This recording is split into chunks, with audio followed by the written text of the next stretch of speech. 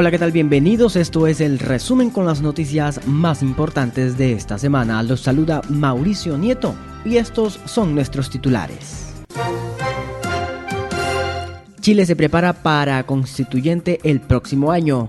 Bolivia sigue afectada por las jornadas violentas en las calles, denuncian abusos de autoridad por parte de la policía. La semana estuvo enmarcada por las multitudinarias marchas a nivel nacional en Colombia, esto en el marco del paro nacional que se llevó a cabo el 21 de noviembre. Desde Medellín, nuestro compañero Santiago Loaiza nos brinda un balance sobre la marcha del pasado jueves. Afectados del edificio Babilonia iniciarán demanda tras no conciliar con la alcaldía en Itagüí y la constructora de la edificación. Y en noticias de actualidad, Coldplay cancela su gira para no contaminar el planeta. Noticias internacionales, en el resumen de la semana.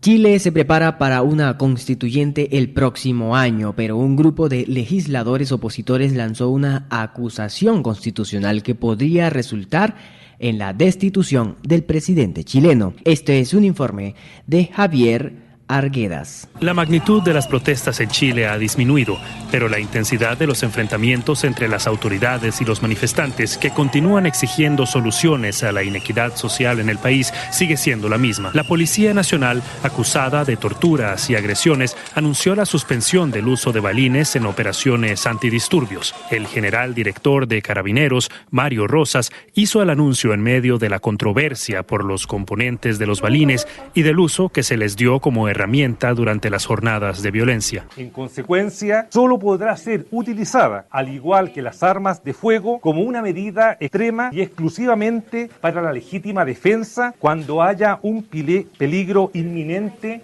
de muerte. Para la oposición chilena, esta y todas las medidas del gobierno del presidente Sebastián Piñera llegan demasiado tarde, mientras aumentan las denuncias de múltiples organismos internacionales, incluyendo a la Comisión Interamericana de Derechos Humanos, que constató violaciones a los derechos de las personas. Un grupo de legisladores opositores presentó una acusación constitucional contra Piñera, una moción que, en el caso improbable de recibir el apoyo de ambas cámaras del Congreso Nacional, podría llevar a la destitución del presidente.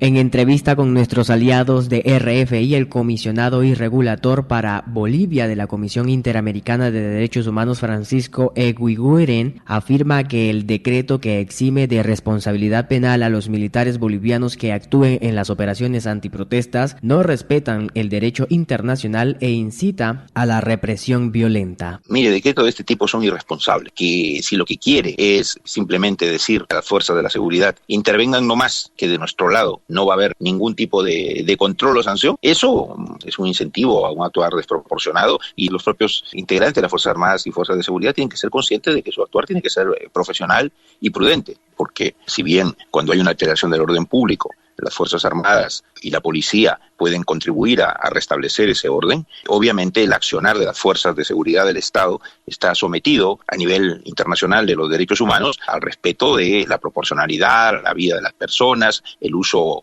razonable de la fuerza, y cualquier ofrecimiento anticipado de impunidad, de que el Estado no investigará ni sancionará, sin duda es un incentivo a que no se respeten estos derechos, casi equivalente a las autoamnistías, que no es aceptable desde el punto de vista internacional. Si es que hay alguna violación a derechos, excesos, conductas inexcusables en el uso de la fuerza, eso tiene que ser investigado de manera independiente, es una responsabilidad del Estado y los responsables sancionados. A esta hora, el resumen de las noticias más importantes de la semana.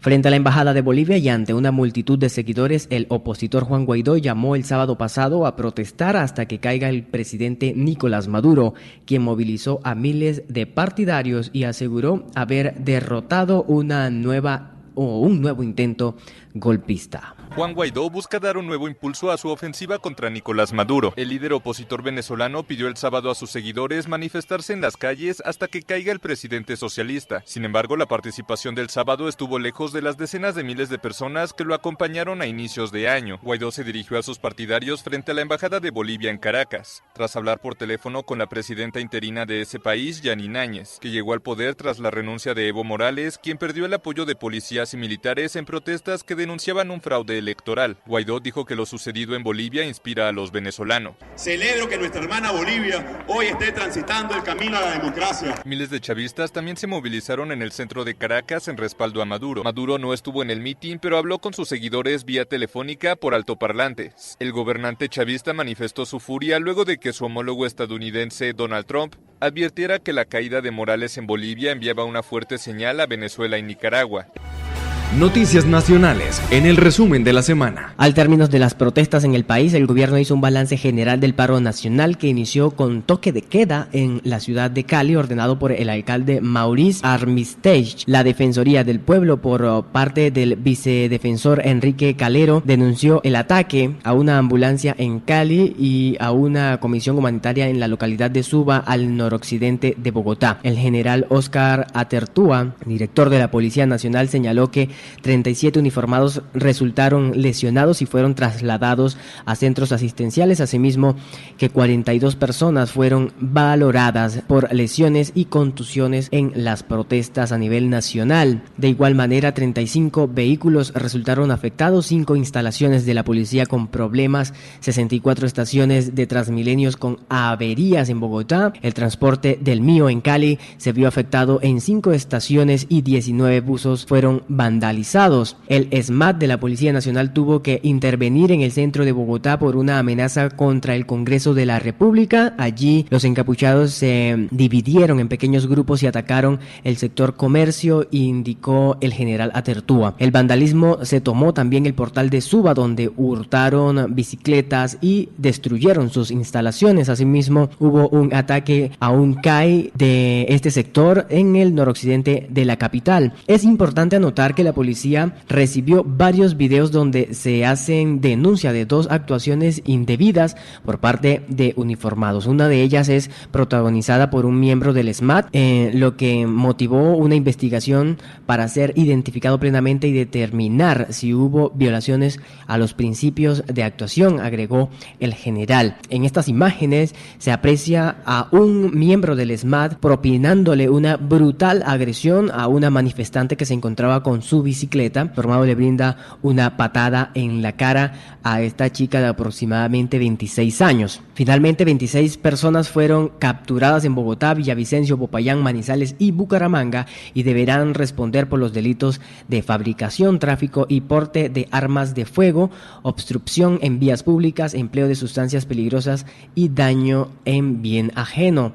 Por su parte, también cabe aclarar que las marchas en el territorio nacional fueron pacíficas y hay que destacar el buen comportamiento de los manifestantes que oficializaban esta marcha a nivel nacional. Y a esta hora saludamos a nuestro compañero Santiago Loaiza desde la ciudad de Medellín, que tiene mucha información. Santiago, cuéntanos. Hola Ana, ¿qué tal? Un saludo para ti y para todos los que a esta hora están conectados con el resumen de la semana. Y comenzamos hablando del balance de la marcha del pasado 21 de noviembre. La marcha se cumplió de manera tranquila y pacífica. Desde tempranas horas de la mañana, varios grupos de manifestantes se desplazaron hasta el centro de la ciudad. Una alta concentración de personas, cerca de 20.000, se registró hacia las 11 de la mañana en inmediaciones del centro administrativo La Alpujarra, donde está ubicada la alcaldía de Medellín y la gobernación de Antioquia. Las autoridades dieron un parte positivo de la jornada. Uno de los mayores temores de las autoridades eran los posibles daños al comercio y a la infraestructura del sistema de transporte, especialmente de la troncal de Metroplus, el tranvía y el metro. Sin embargo, el sistema reportó solo cierres preventivos de algunas estaciones por donde avanzaban las manifestaciones e indicó que no hubo ningún daño. Sin más información, tras una fallida audiencia de conciliación entre los residentes del edificio Babilonia en el municipio de Itagüí, la constructora y la alcaldía del municipio, los propietarios de los apartamentos, quienes fueron evacuados hace varios meses debido al riesgo de colapso de la estructura, iniciarán una demanda administrativa tras no llegar a ningún acuerdo con la aseguradora de la constructora y el municipio de Itagüí. Según algunos de los propietarios, este proceso iniciará el próximo 30 de noviembre. Estaremos muy atentos también al desarrollo de esta demanda y también a lo que pase con los propietarios del edificio Babilonia. Por el momento esa es toda la información desde Medellín y el departamento de Antioquia. Sigan ustedes con más. Informó para el resumen de la semana Santiago Loaiza. En el resumen de la semana les contamos cómo marchó la jornada de protestas en las principales ciudades del país. La violencia con la que un puñado de vándalos echó al traste una jornada de protesta que apuntaba a ser ejemplar, paradójicamente fue el combustible que justificó un cacerolazo nacional. Un cacerolazo para expresar la inconformidad por los actos vandálicos que opacaron el mensaje de las marchas. En la noche, miles de ciudadanos salieron a las calles, olla en mano, a protagonizar su propia protesta. Como pocas veces, el país expresó masivamente su descontento contra un gobierno. La movilización comenzó temprano. En Bogotá, desde las 6 de la mañana se presentaron los primeros bloqueos en los portales de Suba y 20 de julio. Para las 10 de la mañana ya estaban cerrados los portales Suba, América, Sur, Usme y el 20 de julio. Y para las 11 solo funcionaban 13 de las 138 estaciones que van desde el portal El Dorado hasta la estación de Avenida Rojas y desde el portal Norte hasta Alcalá. Sin embargo, más allá de algunos incidentes, la jornada de la mañana se destacó por ser pacífica. Sobresalen situaciones como la de los manifestantes abucheando a quienes querían dañar las instalaciones de Transmilenio de la calle 45. Y en la estación Quinta Paredes, los manifestantes limpiaron las puertas del sistema que fueron rayadas por los encapuchados. También se presentaron reprochables hechos por parte del SMAT, como la foto que reveló el diario El Tiempo, en la que se ve a un policía lanzando una patada en contra de una joven. Las demás ciudades del país también se sumaron al paro de este 21 de noviembre. En Barranquilla, estudiantes de la Universidad del Atlántico hicieron un llamado para que las marchas transcurrieran con normalidad. Las concentraciones empezaron en sectores como la Plaza Estercita Forero y su destino fue el centro de la ciudad. En Cali, Valle del Cauca, se presentaron bloqueos en varias vías y la suspensión de algunas rutas de Metro Cali y del Mío. La administración distrital decretó además un toque de queda que comenzó a regir a partir de las 7 de la noche. En Ibagué, Tolima, los marchantes bloquearon el paso vehicular de la calle 37, una de las principales vías de la ciudad. Por las calles cartageneras, cerca de 2.500 trabajadores de la zona industrial de Mamonal marcharon junto a integrantes de centrales obreras y maestros. Aunque el servicio de Transcaribe fue suspendido, la capital de Bolívar tuvo una de las jornadas más pacíficas. En Medellín, el paro comenzó en el sector La Minorista, donde llegó la primera concentración. Sin embargo, el punto de encuentro más grande fue la Universidad de Antioquia. El paro nacional traspasó fronteras. Colombianos residentes en distintas partes del mundo se sumaron a la movilización. Desde Berlín, Alemania, Zúrich, Suiza, Madrid, España y otras ciudades, los manifestantes protestaron por los asesinatos de indígenas y de líderes sociales, entre otras cosas. Una de las reacciones internacionales más destacadas de la jornada fue la carta que 3 eurodiputados enviaron al presidente de Colombia, Iván Duque, en la que le pedían dar garantías para el paro nacional. Los parlamentarios expresaron su preocupación por los allanamientos a viviendas y medios de comunicación que la Policía Nacional hizo en distintas ciudades del país los días previos al paro. La Organización de Naciones Unidas, por su parte, expresó su preocupación por el aumento de militares en las ciudades de Colombia previo a la marcha. Según la ONU, hay preocupación por la expedición de varios decretos circulares e instructivos que permiten a las autoridades locales declarar toques de queda y contar con apoyo militar en caso de desmanes. Cali y Bogotá fueron las ciudades que tuvieron las jornadas más violentas. La capital del Valle sufrió por vehículos del sistema de transporte vandalizados y saqueos a locales comerciales. La situación llevó al alcalde de Cali, Maurice Armitage, a decretar el toque de queda desde las 7 de la noche de este jueves.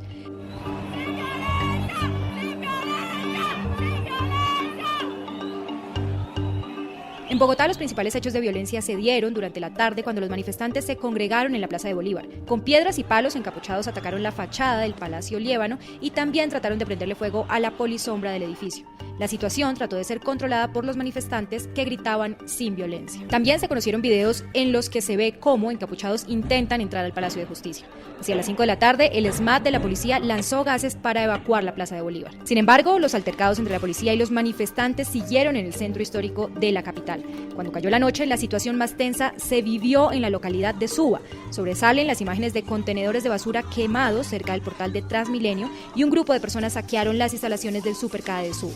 El paro nacional de este 21 de noviembre fue uno de los más grandes de la historia reciente. Los cientos de miles de colombianos que marcharon mandaron un claro mensaje de presión para la administración del presidente Iván Duque.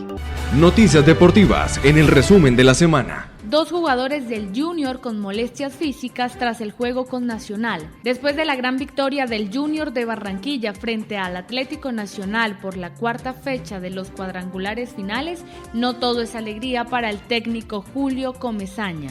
Teófilo Gutiérrez, quien marcó 2 goles del triunfo ante los verdolagas, y Víctor Cantillo fueron sometidos a estudios y tratamientos médicos por problemas físicos que sufrieron después del encuentro. A esta hora, el resumen de las noticias más importantes de la semana. Hasta aquí el resumen con las noticias más importantes de esta semana. Recuerden que la cita es la próxima semana con muchísima más información. Hasta entonces.